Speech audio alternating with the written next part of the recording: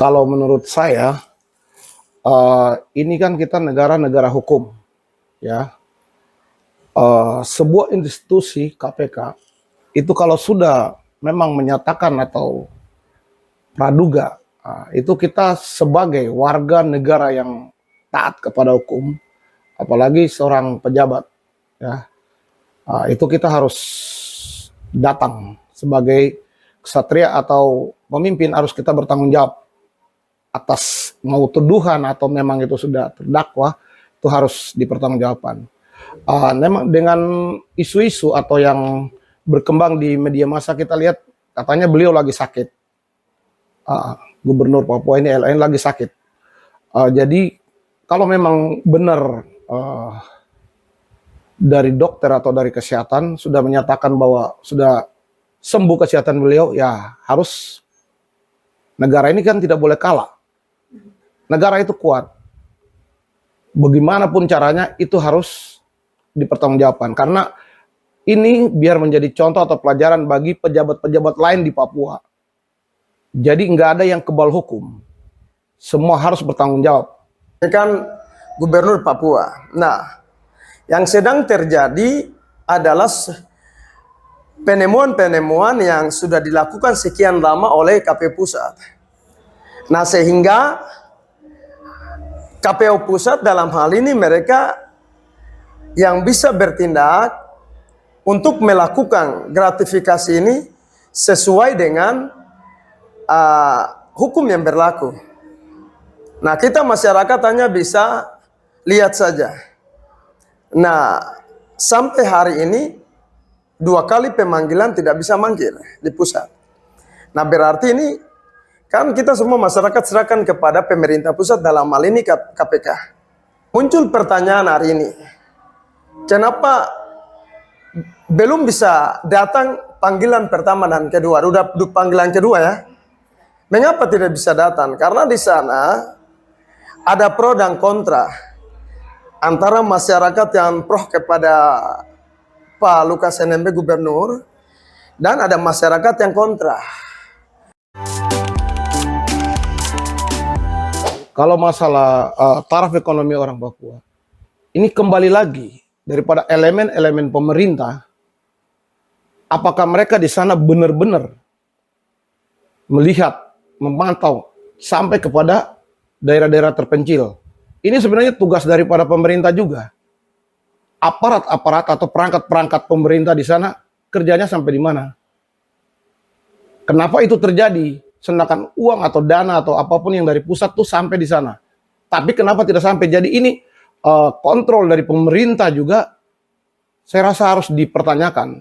Kalau pemerintah daerah itu kontrol dengan baik dan pusat mengecek, pusat di negara ini di Jakarta mengecek dengan baik bantuan apapun apa yang disampaikan, disalurkan ke daerah, itu nggak mungkin terjadi. Keluarga keluar negara daripada beliau. Adakan pendekatan cara bagaimana dekati keluarga mereka untuk mereka bisa dipergunakan. Pemerintah pergunakan mereka untuk bagaimana mereka bisa merangkul dan mengambil hatinya supaya masalah ini bisa cepat diungkap ke permukaan dan diselesaikan secara bermusyawarah dan bermufakat. Karena kita ini punya ideologi itu. Kita harus bermusyawarah, mufakat, kita harus bergotong royong. Berarti kita tidak datang dengan wajah seram dan marah-marah, tidak. Kita datang dengan senyum, sapa, mungkin tahu bahasa daerahnya bagaimana.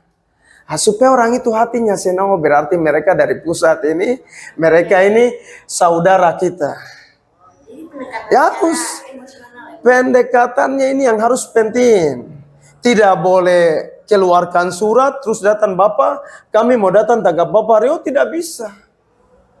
Tidak bisa, ada aturan, ada etika, ada akhlak yang kita harus tunjukkan dan kita harus jalani.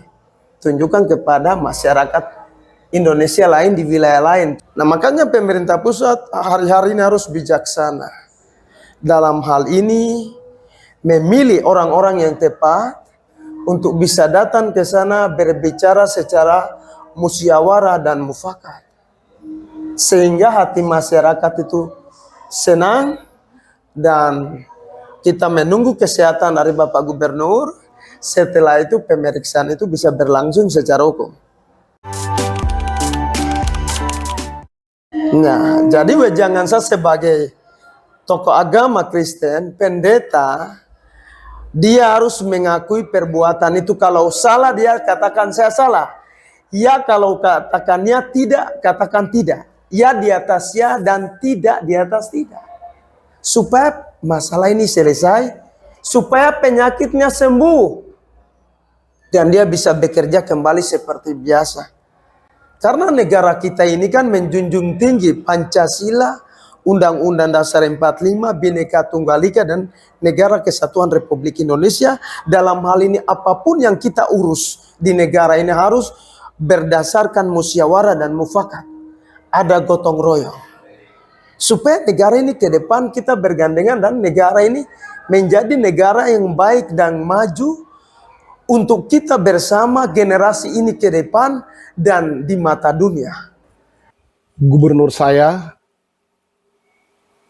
panutan saya, senior saya, bapak saya, kalau memang sudah sehat, nanti tolong bapak menghadap aja dengan baik secara gentleman. Kami orang Papua kan biasa ksatria.